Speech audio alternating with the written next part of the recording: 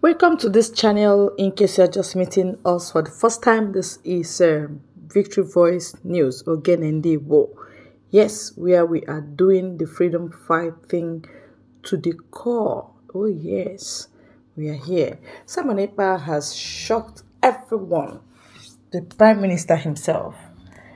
He did as if he did not hear what Obasanjo said the other time. But today, after submitting the letter to the UN and, updating on Biafra map and every other thing he is doing, he is replying Obasanjo what he said the other time when he got to Onitsha. You understand? Many Igbo elders were clapping for Obasanjo because they were afraid of him. And they love money so much, they may be thinking he will share money. So when he was cursing them, abusing them, that Biafra has died, they were clapping for him. But shockingly, this is the reply given to Obasanjo from Simon Ekpa, replica of Mazi Nnamdi Kanu. We have person in him, and we need more lions. We need more people to come up. Stop running, because you can't run out of this war they are bringing to you. That was even why Ojukwu fought the war, because they brought war to Ojukwu at home. You can't run away from your home. They are bringing war to you, bringing insults to you. How long will you run, and where do you run to? Okay, let's hear Simon Ekpa, and then please share and stick to this channel. You'll get more of this kind of news. God bless you. So this evening, let us start by playing the video of Obasanjo comment on Biafra is dead. And then we are going to respond to him and school him a bit this evening. And here we go. And I like what Chief Nyamu said.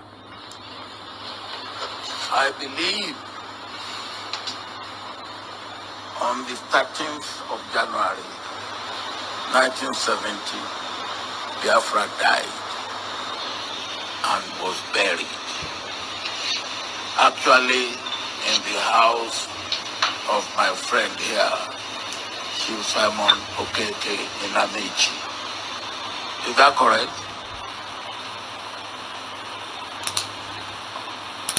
But when you have the type of thing that was said to me, and the type of thing that you know is going on, what I call, as I have just called it, what do we do with it? I believe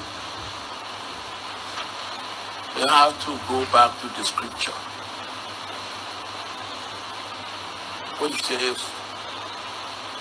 we must conquer evil with good.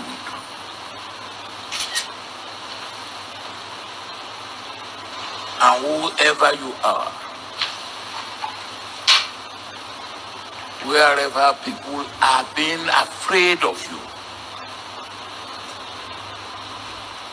you must make yourself friendly to those who are afraid of you.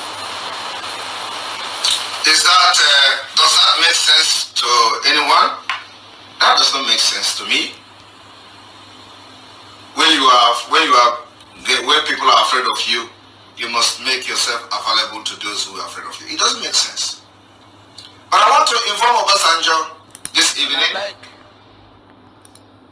I want to inform Obasanjo this evening that it is Nigeria that is dead and buried. And you need to understand that. But if you do not understand that Nigeria is dead and buried by now, he's going to understand it before the May 29th, 2023. I want to remind Obasanjo, before Biafra War,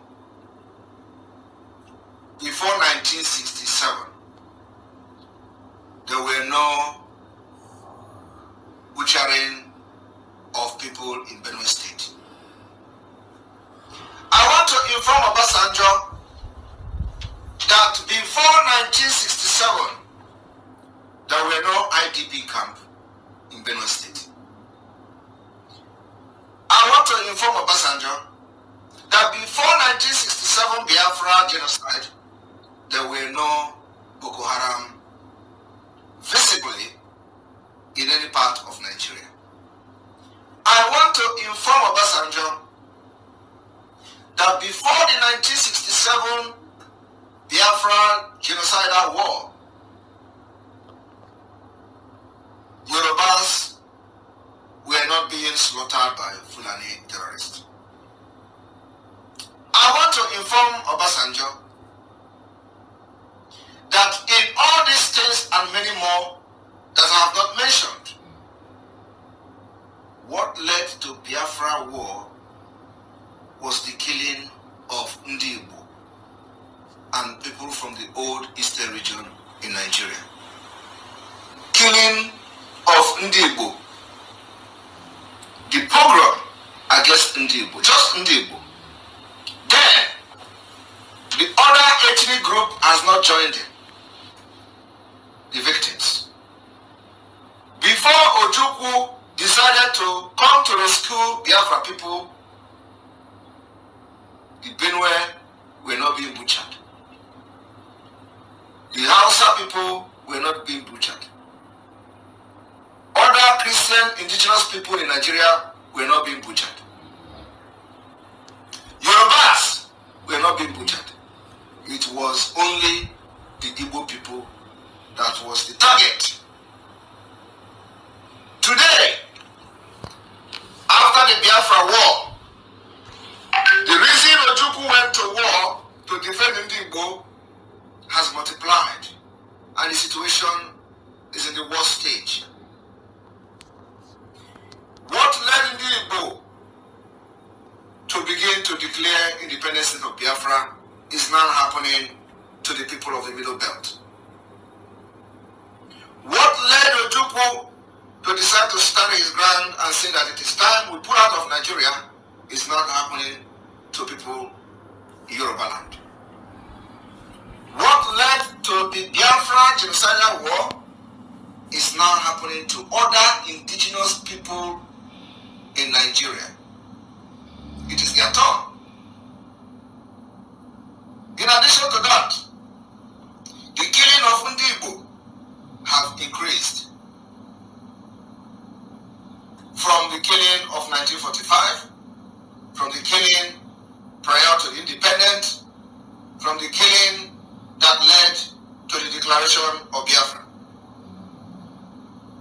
How then a man who was part of the war fighting on the side of Yoruba people and Nigeria will come today in our land to insult our sensibility, insult our elders, insult millions of Biafrans that died without knowing anything about the war, insult the dead, insult those children, 3 million of them who were killed out of starvation in the name that Biafra is dead.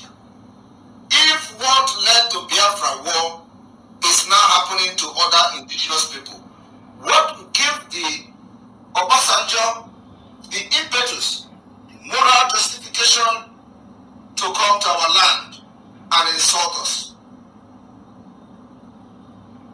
by saying that Biafra is dead? So I want to put it to him today that it is Nigeria that is dead, not Biafra.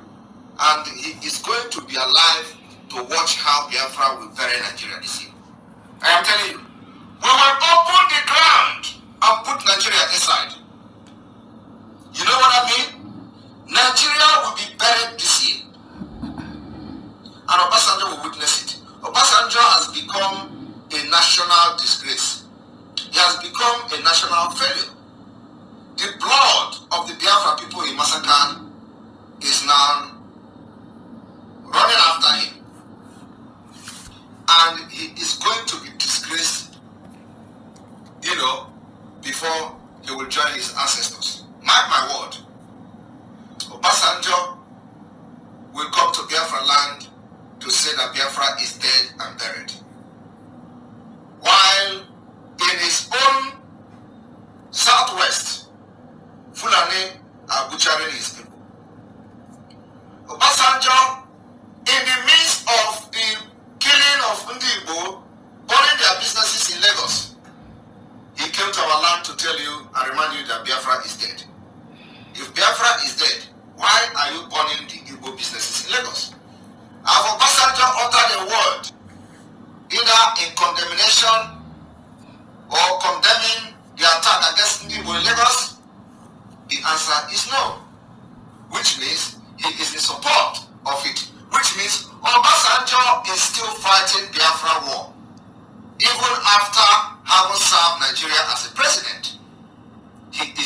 fighting Biafra war.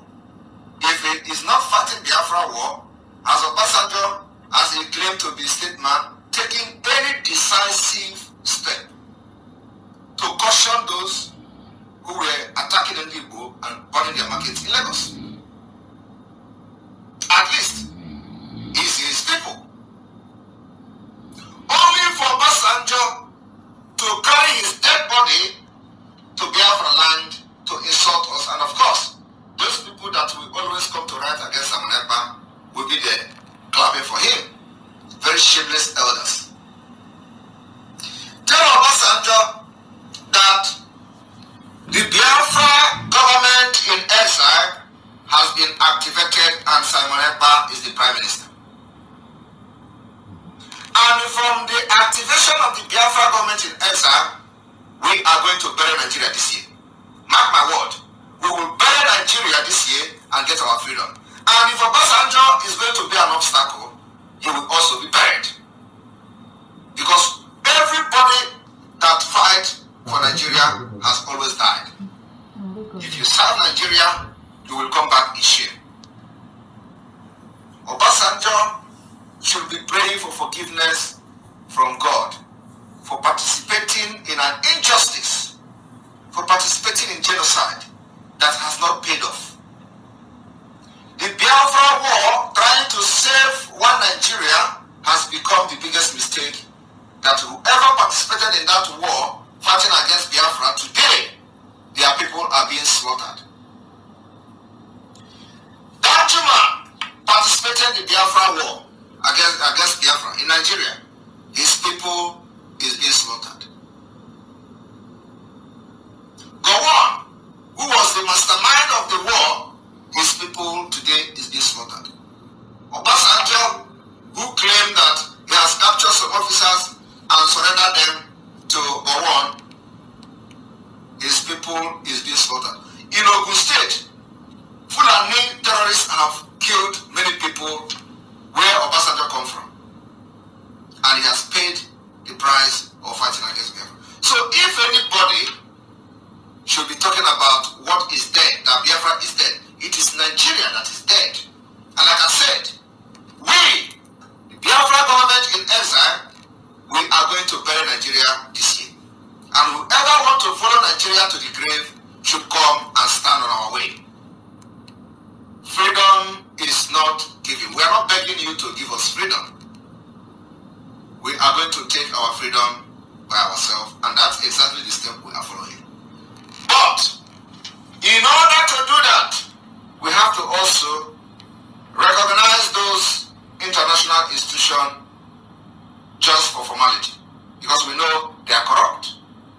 If they are not corrupt, the United Nations, upon discovering that the Nigeria General Election has revealed ethnic, religious, and demographic fault lines, shouldn't be looking up to 29th of May for a new president to be sworn in. Rather, they should have called for immediate referendum or start the process of coming to a round table by all indigenous nationalities that made up Nigeria to discuss the possibility to renegotiate our coexistence and apply all the mechanism in conflict resolution. But that is not happening. So all they do is to sit in their comfort zone and tell you, you must be one. Let us try. And Obasanjo haven't seen the momentum the Biafra liberation has gained. All of them were panicking. Obasanjo had to travel all the way from his nonsense farm home up to Anambra to congratulate Soludo. He did not come to congratulate Soludo. What is Obasanjo congratulating Soludo for? Obasanjo said he never wanted Soludo to become governor in Anambra State. And he come there with his big nose to insult Biafra people. I want Obasanjo to understand that if Ojukwu was radical Igbo man, we are more than radical than Ojukwu. I am telling you the fact. I want Obasanjo to know that those people from 1967 to 1970, if you think that they were radical, we are more than them, and we are ready to get our freedom. We are going to fight even more than them. So do not think that Ojukwu have a strong head and he led Ndigbo to war. Ojukwu did not lead Ndigbo to war. It was the Nigeria that brought the war against Ndigbo, and Ojukwu had to fight to defend his people. What Chief Nwayamu said, I believe on the 13th of January 1970, Biafra died. It's an insult that this man said that Biafra died, and I've just given you instances what led to Biafra, that actually it is Nigeria that have died, and we are preparing the burial arrangement of Nigeria. Nigeria have died. The reason why a Muslim ticket can sell today in Nigeria is because Nigeria is dead. Will Obasanjo, as a Christian that he is, ever believe that Tinubu, that he was fighting, will bring Muslim ticket and they will hijack the INEC and hijack everybody? No, you will never believe it. But when you talk to them, they tell you they are the elder statesmen. Elder statesmen, where were they? Where Fulani was fixing people in INEC? Where were these elder statesmen? Where Fulani hijacked the police? Where were these elder statesmen? Where Fulani hijacked the military? Where were these statesmen? Where Fulani hijacked everything, and now they have decided to install Muslim ticket to make it Islamic State of Nigeria. And this idiot, which is what they are, they tell you it was not possible. That, Muslim ticket cannot work in Nigeria. That Nigeria is a secular state. What do you call Nigeria now? I want you to ask Obasanjo, because whenever you talk, they tell you, Muslim is not possible, that Nigeria is a secular state. Now that Nigeria has been hijacked by the Islamic State and Taliban, and have imposed this Muslim ticket on you, what do you call them? How do you address Nigeria now? Do you still address Nigeria as a secular state? This is the discussion and the topic that every person that calls himself in Nigeria should be talking about. Now, what do you call Nigeria now that the Muslim is the president and vice president is a Muslim? Are you going to say it's a secular state? The answer is no. So if it is not a secular state, then what were you doing? To the extent that in 2023, instead of going forward and moving forward in an innovative way, in 2023, while people are moving mountain, you are fighting a religious war in politics. And today, Muslim has become president and vice president in your secular state called Nigeria. And that is why when we go to the United Nations today, we made it very clear that it is a flagrant violation of the secular state principle. The secular state principle in Nigeria has been violated with impunity by even allowing a Muslim ticket to even go into the poll to be elected or hijacked or selected as elected people. It has violated the principles of the secular state system. And if by now you are still looking at Simon Ekpa as a troublemaker, you are an idiot. You are an idiot. If by now you are thinking that a separatist group, as you call us, I don't know where how you got to the point that we are a separatist group. We were never one country before. So how do you call us a separatist group? When we were forcefully joined together in 1914, where everybody consulted, we had an agreement which they said after 100 years, whoever wants to live shall live. The question is, was that kind of agreement existed or not? Is there agreement like after 100 years in Nigeria, with anybody who wants to go, will go? None of these people have come publicly to say yes, there is a disagreement, or no, there is no disagreement with proof.